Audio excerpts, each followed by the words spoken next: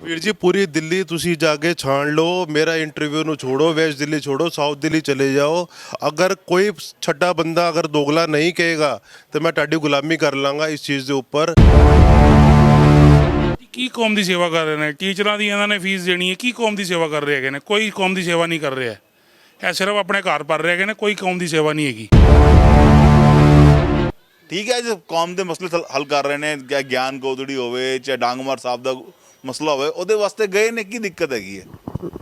ਕਿੰਨੀਆਂ ਚੋਰੀਆਂ ਕੀਤੀਆਂ ਉਹ ਵੀ ਸਾਹਮਣੇ ਆਈਆਂ ਨੇ, ਕੀ ਕੁਛ ਹੇਰਾ ਫੇਰੀਆਂ ਕੀਤੀਆਂ ਉਹ ਵੀ ਸਾਹਮਣੇ ਆਈਆਂ ਨੇ, ਸਿਰਸਾ ਜੀ ਦਾ ਉਹ ਵੀ ਤੇ ਸਾਰਾ ਕੁਝ ਸਾਹਮਣੇ ਆਇਆ ਨਾ। ਸ਼ੁਰੂਆਤ ਬਾਦਲਾਂ ਦੀ ਗੋਦ ਵਿੱਚ ਜਾ ਕੇ ਇਹਨਾਂ ਨੇ ਕੀਤੀ, ਕਮੇਟੀ 'ਚ ਰਹੇ। ਅੱਜ ਇਹਨਾਂ ਨੂੰ ਕੁਝ ਹੋਰ ਲੱਗਿਆ ਤੇ ਜਾ ਕੇ ਬੀਜੇਪੀ ਦੀ ਝੋਲੀ ਜਾ ਕੇ ਬਹਿ ਗਏ। ਦੋਗਲੀ ਰਾਜਨੀਤੀ ਕਰ ਰਹੇ ਨੇ। ਕੌਣ? ਸਿਰਸਾ ਜੀ, ਹੋਰ ਕੀ। ਇਹ ਤੇ ਬੀਜੇਪੀ ਨੂੰ ਵੀ ਸੋਚਣਾ ਚਾਹੀਦਾ ਕਿ ਐਵੇਂ ਦੋਗਲੇ ਬੰਦਿਆਂ ਨੂੰ ਆਪਣੇ ਕੋਲ ਬਿਠਾ ਰਹੇ ਨੇ ਤੇ ਇਹ ਉਹਨਾਂ ਦੀ ਲਈ ਵੀ ਠੀਕ ਨਹੀਂ ਹੈ। ਸਤਿ ਸ਼੍ਰੀ ਅਕਾਲ ਦੋਸਤੋ, ਸਵਾਗਤ ਹੈ ਤੁਹਾਡਾ ਵੌਇਸ ਆਫ ਇੰਡੀਆ ਦੇ ਪ੍ਰੋਗਰਾਮ ਗੁੰਜਾਂ ਸਿੱਖ ਸਿਆਸਤ ਦੀਆਂ। ਕੱਲ ਸਿੱਖ ਸਿਆਸਤ ਦੇ ਅੰਦਰ ਬੜਾ ਇਹੋ ਜਿਹਾ ਮਸਲਾ ਸਾਹਮਣੇ ਆਇਆ। ਸਾਡਾ ਮੌਜੂਦ ਹੈਗੇ ਨੇ ਤਿਲਕ ਨਗਰ ਜੇਲ੍ਹ ਰੋਡ ਦੇ ਸਿੱਖ, ਕਿਉਂਕਿ ਮਿਨੀ ਪੰਜਾਬ ਕਿਹਾ ਜਾਂਦਾ ਹੈ। ਤਿਲਕ ਨਗਰ ਜੇਲ੍ਹ ਰੋਡ ਫਤਿਹ ਨਗਰ ਦੀ ਪੂਰੀ ਬੈਲਟ ਨੂੰ ਮਿਨੀ ਪੰਜਾਬ ਕਿਹਾ ਜਾਂਦਾ, ਇੱਕ ਪਿੰਡ ਮੰਨਿਆ ਜਾਂਦਾ ਸਿੱਖਾਂ ਦਾ। ਮੈਂ ਗਲਤ ਕਹਿ ਰਿਹਾ? ਬਿਲਕੁਲ ਠੀਕ ਕਹਿ ਰਹੇ ਹੋ ਜੀ, ਬਿਲਕੁਲ ਠੀਕ ਕਹਿ ਰਹੇ ਹੋ। ਦਿੱਲੀ ਦਾ ਜਿਹੜਾ ਪਿੰਡ ਹੈ ਫਤਿਹ ਨਗਰ ਦਾ, ਜਿਹੜਾ ਮਨਜਿੰਦਰ ਸਿੰਘ ਸਿਰਸਾ ਨੇ ਪਹਿਲੇ ਅਸਤੀਫਾ ਦਿੱਤਾ, ਫਿਰ ਕੱਲ ਅਚਾਨਕ ਵਾਪਸ ਲੈ ਲਿਆ, ਕਿਸ ਤਰੀਕੇ ਨਾਲ ਵੇਖਦੇ ਹੋ? ਕਲੀਅਰ ਦੋਗਲੀ ਰਾਜਨੀਤੀ ਕਰ ਰਹੇ ਨੇ। ਕੌਣ?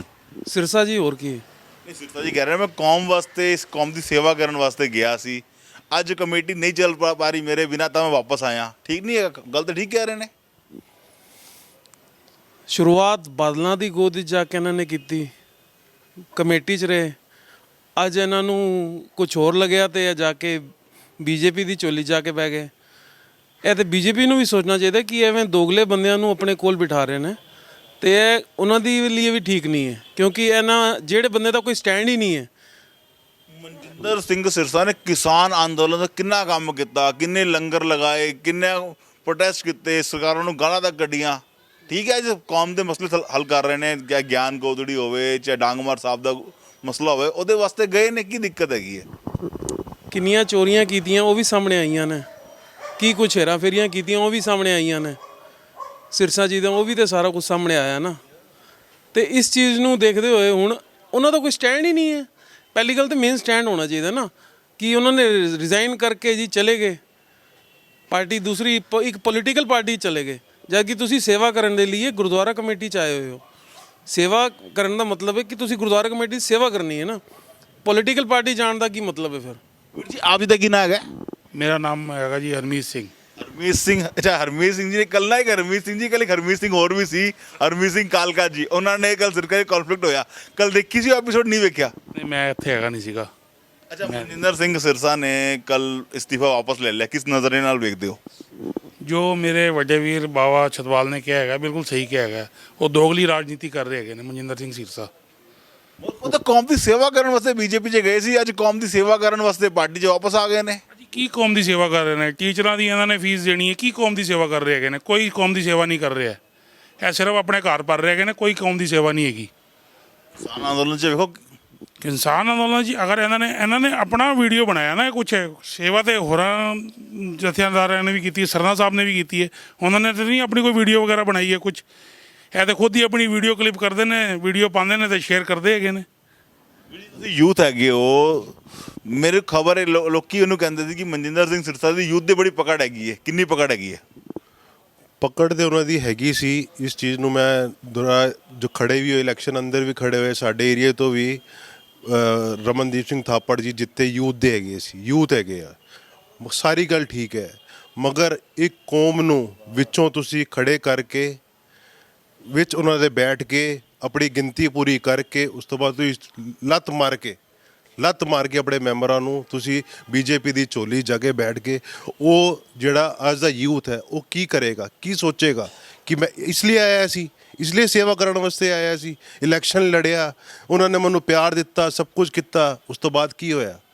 ਅੱਜ ਉਹ ਵੀ ਉਹਦੇ ਪਿੱਛੇ ਲਾਰਿਆਂ 'ਚ ਲੱਗਿਆ ਹੋਇਆ ਤੇ ਦੂਜੀ ਪਾਰਟੀ ਜਾ ਕੇ ਝੋਲੀ 'ਚ ਜਾ ਕੇ ਬੈਠਾ ਹੋਇਆ, ਨਾਲ ਫਿਰਦਾ ਕਿ ਉਹ ਯੂਥ ਹੈ, ਉਹਨੂੰ ਨਹੀਂ ਪਤਾ ਕਿ ਮੈਂ ਕਿਵੇਂ ਕਰਨਾ। ਵੱਡੇ ਹੀ ਹੁੰਦੇ ਨੇ ਕਿ ਇੱਕ ਚੀਜ਼ ਨੂੰ ਸਾਰਾ ਪੋਲਿਟਿਕਸ ਕਿਹਨੂੰ ਕਹਿੰਦੇ ਨੇ, ਵੱਡਿਆਂ ਨੂੰ ਜ਼ਿਆਦਾ ਪਤਾ ਹੈ।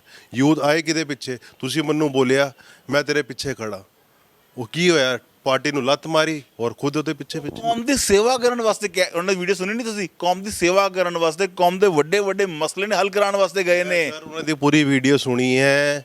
अगर मैं कोई पॉलिटिकल पार्टी ज्वाइन नहीं करांगा, मैं किसी पार्टी च नहीं जावांगा, मनु सिर्फ कौम की सेवा करनी है।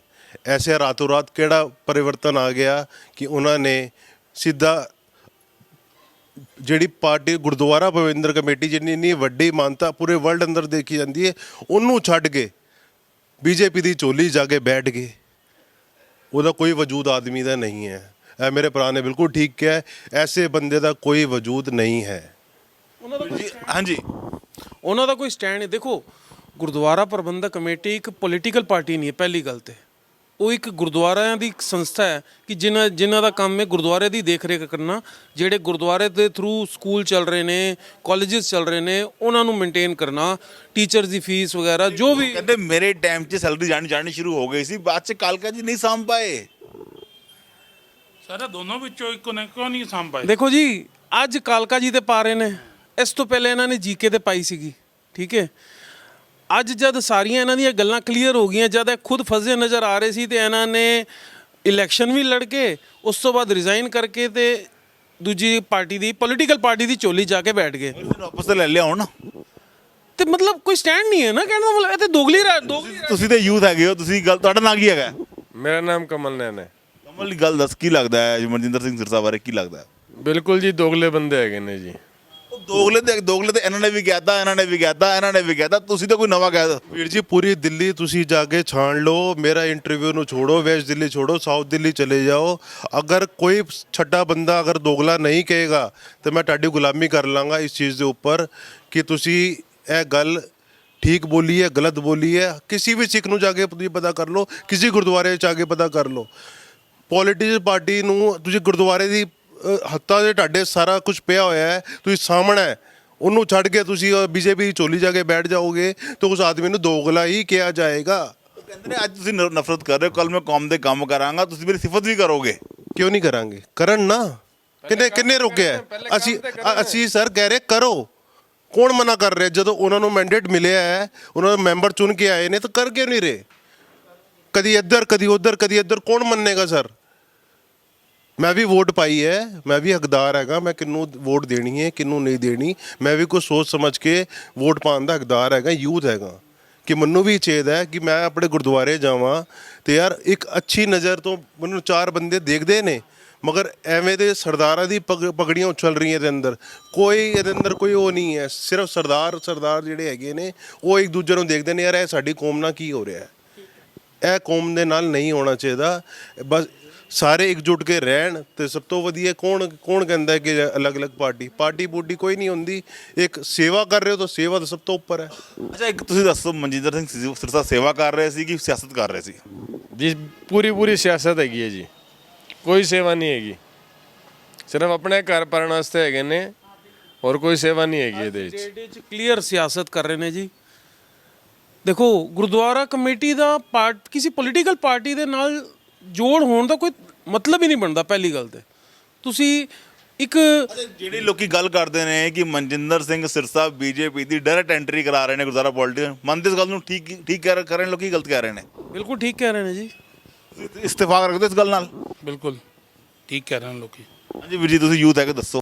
ਅਸੀਂ ਵੀ ਸਹੀ ਨਾਲ ਹੈਗੇ ਹਾਂ ਜੀ ਇਹਨਾਂ ਦੇ। ਹਾਂਜੀ ਵੀਰ ਜੀ, ਤੁਹਾਡਾ ਕੀ ਓਪੀਨੀਅਨ ਹੈਗਾ? ਸਰ ਮੇਰੀ ਤਰਫ ਤੋਂ ਤੇ ਕਿਸੇ ਨੂੰ ਵੀ ਤੁਸੀਂ ਇੱਕ ਅਸੀਂ ਨਹੀਂ ਹੁੰਦੇ ਕਿਸੇ ਨੂੰ ਆਨਸਰ ਦੇਣ ਵਾਲੇ, ਮਗਰ ਅੱਖਾਂ ਬੰਦ ਕਰਕੇ ਵੀ ਕੋਈ ਬੰਦਾ ਇਹ ਚੀਜ਼ ਸੁਣ ਲੇਗਾ ਨਾ ਤਾਂ ਉਹ ਵੀ ਯਕੀਨ ਕਰੇਗਾ ਇਸ ਗੱਲ ਨੂੰ। ਅੱਖਾਂ ਬੰਦ ਕਰਕੇ ਵੀ ਅਗਰ ਸੁਣ ਲੇਗਾ ਨਾ, ਕੰਨ ਲਗਾ ਕੇ ਵੀ, ਤੇ ਇਹ ਤੇ ਹੈ ਹੀ ਹੈ, ਸਾਹਮਣੇ ਨਜ਼ਰ ਆਇਆ ਜਦੋਂ ਉਹਨਾਂ ਨੇ ਜੁਆਇਨਿੰਗ ਕੀਤੀ, ਪੂਰੇ ਮੀਡੀਆ ਦੇ ਅੰਦਰ ਆ ਕੇ ਉਹਨਾਂ ਨੇ ਜੁਆਇਨਿੰਗ ਕੀਤੀ, ਇੱਕ ਪੋਲੀਟੀਕਲ ਪਾਰਟੀ ਨਾਲ ਆ ਕੇ ਜੁਆਇਨਿੰਗ ਕੀਤੀ। ਉਹਦਾ ਕੀ ਮਤਲਬ ਹੈ? ਅਬ ਕਿਸੇ ਨੂੰ ਅੱਖੀ ਦੇਖੀ ਤੁਸੀਂ ਉਹ ਤੇ ਮੱਖੀ ਤੇ ਖਾ ਨਹੀਂ ਸਕਦੇ।